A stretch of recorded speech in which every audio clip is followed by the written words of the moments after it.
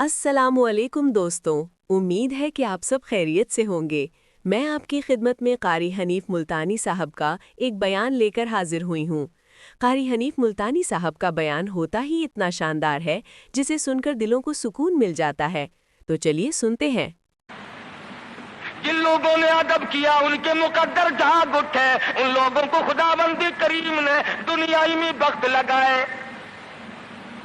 حضرت خالد بن ولید رضی اللہ تعالی عنہ، اطلاع دی گئی، خبر ملی کہ عیسائی سردار عیسائی بادشاہ 1.5 لاکھ کے قریب فوج لے کر مسلمانوں پہ حملہ کرنے کے لیے آیا ہے۔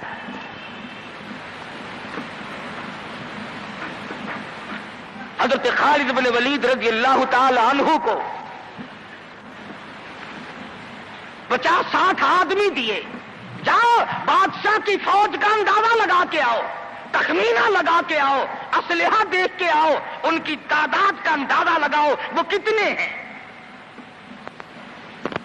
حضرت خالد بن ولید رضی اللہ تعالی عنہ چند صحابہ کرام کو ساتھ لے کر کے پہنچے۔ عیسائی بادشاہ کو پتا چلا، اس نے حضرت خالد بن ولید رضی اللہ تعالی عنہ کو بلایا اور کہنے لگا کہ دیکھو جنگ اچھی چیز نہیں ہے، ہم سے صلح کر لو، ہم سے صلح کر لو۔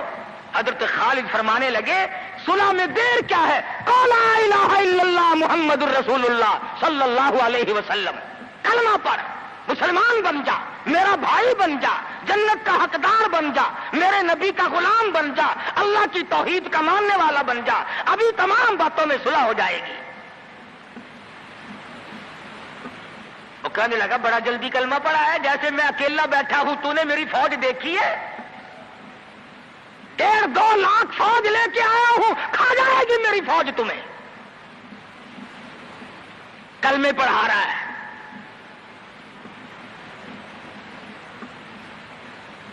حضرت خالد کو کہنے لگا تجھے پتا نہیں تو کس کے سامنے کھڑا ہے؟ فرمایا ہاں، ایک عیسائی کافر کے سامنے کھڑا ہوں۔ وہ کہنے لگا ہے کوئی جلاد؟ فوراً تلوار لے کر حاضر ہو گئے، کہا اس گستاخ کی گردن کاٹ مارو۔ حضرت خالد کے ساتھ 2 آدمی اور تھے، انہوں نے یہ نہیں کہا ہے جی اجی ہم تو یوں ہی بات کر رہے تھے جی، اجی آپ برہم ہو گئے، اجی حضور آپ ناراض ہو گئے۔ حضرت خالد نے یہ نہیں فرمایا کہ باہر والوں کو اطلاع کر دو، وہ 50-60 آدمی تو ہمارے ساتھ مل جائے۔ 2 ساتھیوں کو فرمایا اب ایک دوسرے کی طرف مت دیکھنا، تلوار نکال لو، انشاءاللہ حوض کوثر پہ ملاقات ہوگی۔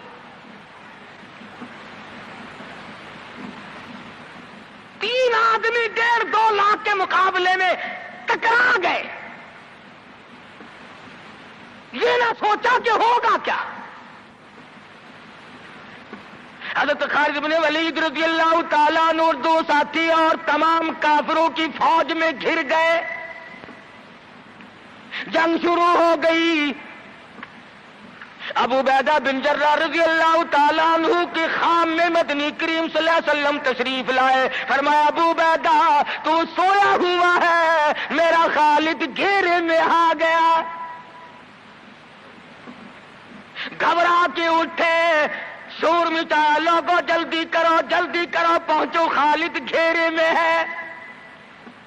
حضرت خالد کی بیوی ام تمیم سنتی ہے، کہنے لگی نہیں مجھے یقین نہیں آتا، میرا خالد گھیرے میں آنے والا نہیں، آ ہی نہیں سکتا۔ گھر میں کھڑی ہو کر چاروں طرف نظر مارتی ہے، دیکھتی کیا ہے؟ وہ ٹوپی جس میں امام الانبیاء محبوب کبریا حضرت محمد مصطفیٰ صلی اللہ تعالی علیہ وسلم کے منہ مبارک رکھے ہوئے تھے، وہ بھول آئے۔ ام تمیم کہتی ہے خالد تو ضرور گھیرے میں آ گیا، تیری ٹوپی یہاں رہ گئی۔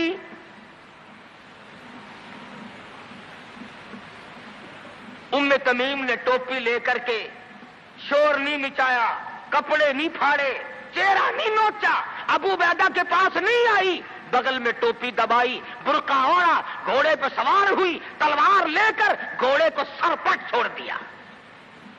صحابہ دیکھ رہے تھے، ارے یہ کون ہے؟ یہ کوئی جاسوس معلوم ہوتا ہے، اسے پکڑو پکڑو صحابہ نے گھوڑے دوڑائے، گھیرے میں لے لیا، پوچھا برقع پوش تو کون ہے؟ کہنے لگی نہ چھیڑو، خالد کی بیوی ام تمیم ہوں۔ تو کہاں چلی ہے؟ کہنے لگی میرا خالد گھیرے میں آ گیا، ٹوپی گھر پہ بھول گیا، وہ پہنچانے چلی ہوں، ہمیں دے دے ہم پہنچا دیں گے، تو عورت ذات ہے۔ کہنے لگی خالد کی جو قدر میں جانوں تم نہیں جانتے، جان دے دوں گی مگر ٹوپی کسی کو نہ دوں گی۔ نکل پڑی، آ کے دیکھا تلواریں چل رہی ہیں، گاجر مولی کی طرح آدمی کٹ رہے ہیں، حضرت خالد بن ولید بیچ میں ہے۔ ام تمیم نے تلوار نکال کر چلانی شروع کر دی، گاجر کی طرح لوگوں کو کاٹ مارا۔ خود حضرت خالد کہتے ہیں او میرے ساتھیوں، اس نوجوان کو پہچانو، اس برقع پوش کو پہچانو، اس نقاب پوش کو پہچانو، یہ کون ہے؟ جب سامنے گئی نقاب اٹھا کے کہنے لگی خالد تیری بیوی ام تمیم ہوں، یہ ٹوپی بھول آئے ہو، پہنچانے آئی ہوں۔ اور کراچی کے مسلمانوں تم نے کبھی سوچا نہیں خالد کے سر پہ نبی کی ٹوپی نہیں، جس میں نبی کے بال رکھے ہوئے تھے، وہ گھیرے میں آ گئے۔ آج تیرے پاس قرآن نہیں، تو گھیرے میں ہے۔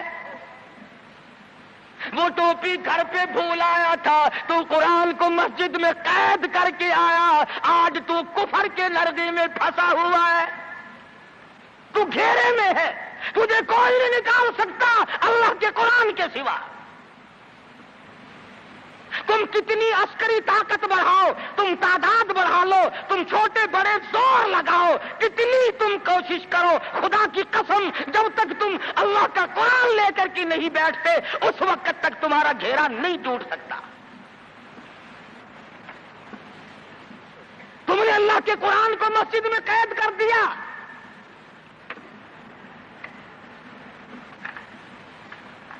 نہ اس کو عوام صدر میں جگہ دی، نہ مارکیٹ میں جگہ دی، نہ محلے میں جگہ دی، نہ برادری میں جگہ دی، نہ خاندان میں کوئی جگہ دی۔ تمام کو اکٹھا کر لو گے، اللہ کے قرآن کو پوچھنے والا کوئی نہیں۔ کون پوچھے؟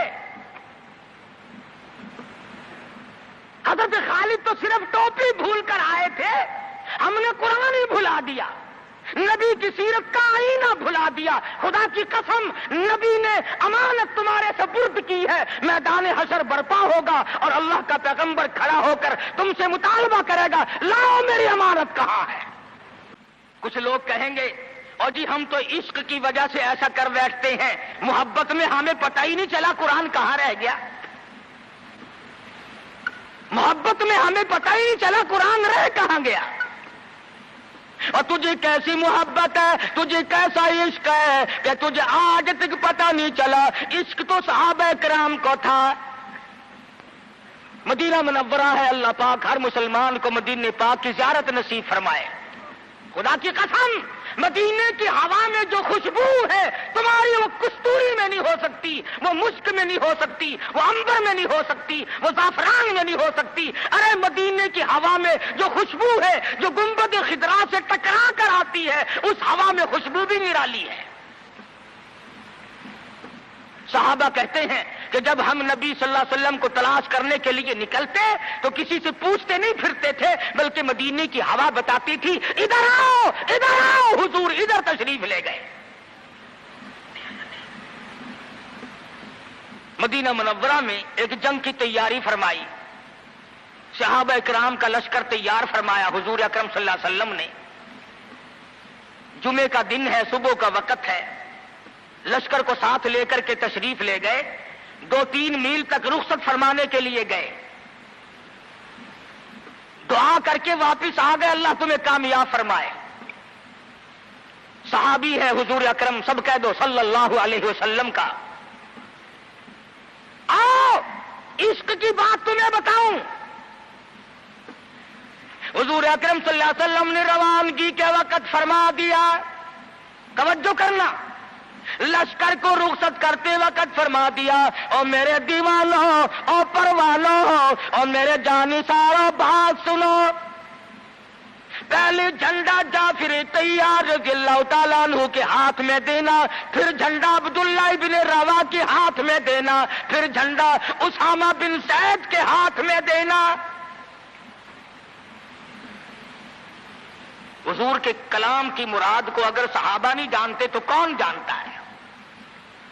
سمجھ گئے صحابہ کہ جعفر طیار شہید ہوں گے. یہ جو حضور نے فرمایا پھر اس کو دینا، پھر اس کو دینا. حضور صلی اللہ علیہ وسلم کے کلام کی، فرمان کی، ارشاد کی مراد اور منشا غرض و غائب صحابہ سمجھ گئے کہ جعفر طیار شہید ہوں گے، اور پھر عبداللہ بن روا بھی شہید ہوں گے، اور اسامہ بن زید بچ کے آئیں گے. صحابہ کا تجربہ تھا حضور کے کلام کو سمجھنے کے لیے.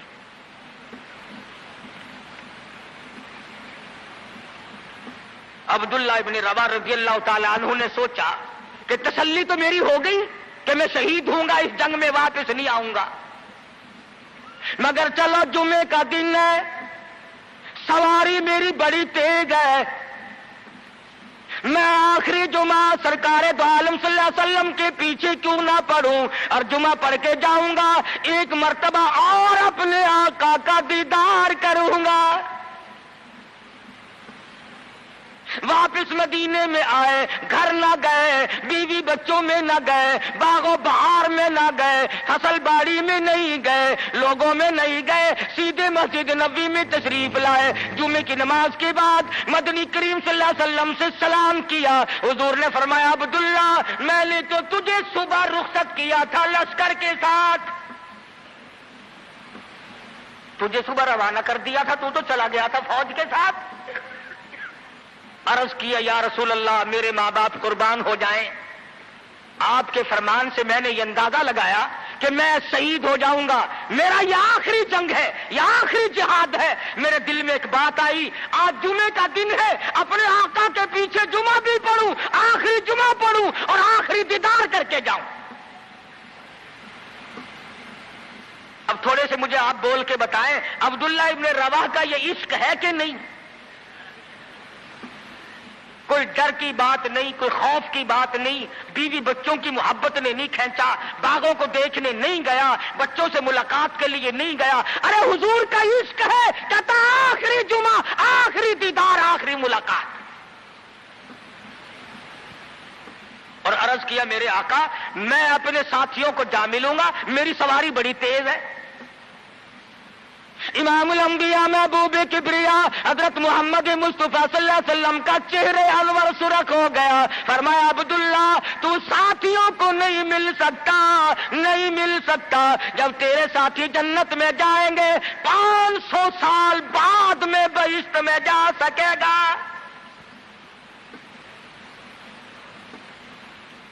کیوں؟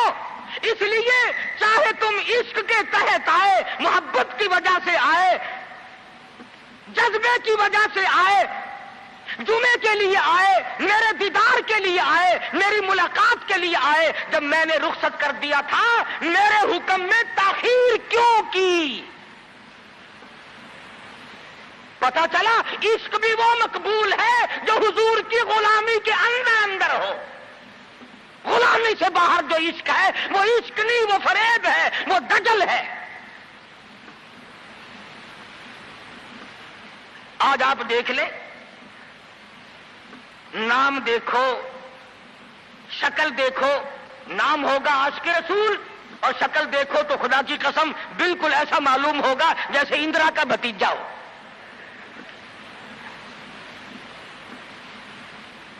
پہچان نہیں سکے گا آدمی. کیا کر سکتا ہے آدمی شکل میں؟ صورت نہیں، سیرت نہیں، لباس نہیں، اخلاق نہیں، کردار نہیں، تمام چیزوں کا تختہ نکال کے رکھ دیا ہے. اور آج قوم اسی وجہ سے مصیبتوں سے دوچار ہے، وہ نرغے میں پھنسی ہوئی ہے، وہ نکل نہیں سکتی، وہ سہارا ڈھونڈ رہی ہے مادی قوت کا. حضور ناراض ہو گئے صلی اللہ علیہ وسلم.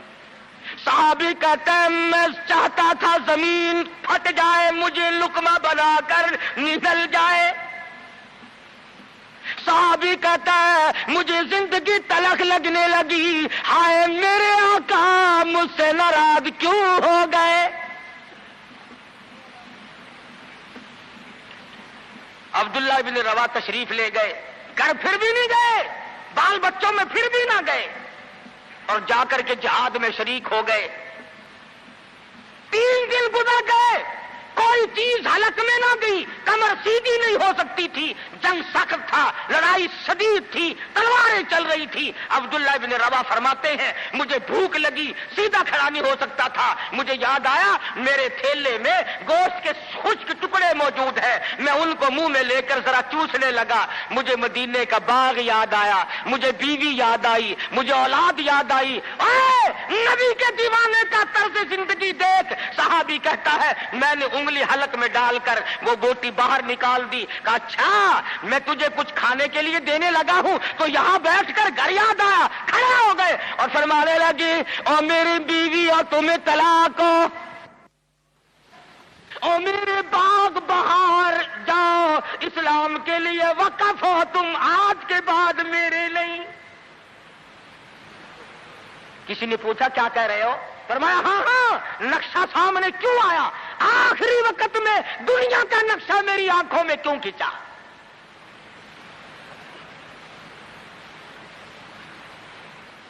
صحابی نے اپنے دل میں تصور بھی لانا اچھا نہ سمجھا، میری عاقبت خراب نہ ہو جائے، میری آخرت نہ بگڑ جائے۔ عبداللہ بن روا تلوار لے کر کھڑے ہو گئے، کسی نے لکھا 3 دن کا، بعض نے لکھا 5 دن کا، بھوکا صحابی ٹکڑے ہو گیا۔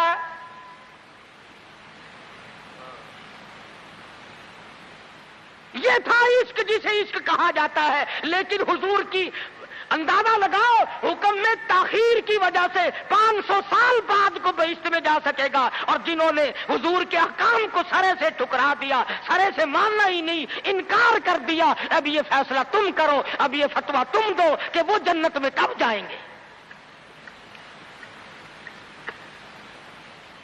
امام الانبیاء محبوب کبریا حضرت محمد مصطفیٰ صلی اللہ تعالی علیہ وسلم کے دیوانوں نے حد کر دی، پروانوں نے حد کر دی، جس صورت سے بھی ان کو لگایا گیا اسی صورت سے وہ آگے بڑھتے رہے۔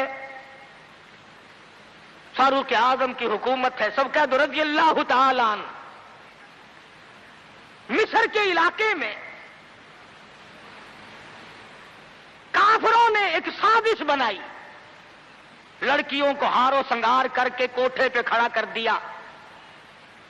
پروگرام مسلمانوں کو پہلے معلوم ہو گیا کہ مسلمان فوج کے کلچر کو تباہ کرنا چاہتے ہیں، مسلمان کے اخلاق و کردار کو برباد کرنا چاہتے ہیں۔ فاروق اعظم کو خط لکھا، اور راستہ کوئی نہیں فوج کے گزرنے کا، ایک ہی راستہ ہے، اور اس راستے کو خراب کر دیا گیا، اس راستے میں کانٹے بچھا دیے گئے، حسن کی دولت بکھیر دی گئی تاکہ مسلمانوں کا دل خراب ہو۔ ارے یہ کافر کا بھی عقیدہ ہے کہ اگر مسلمان کا پاؤں پھسل گیا پھر یہ جہنم سے ارے نہیں ٹھہرتا۔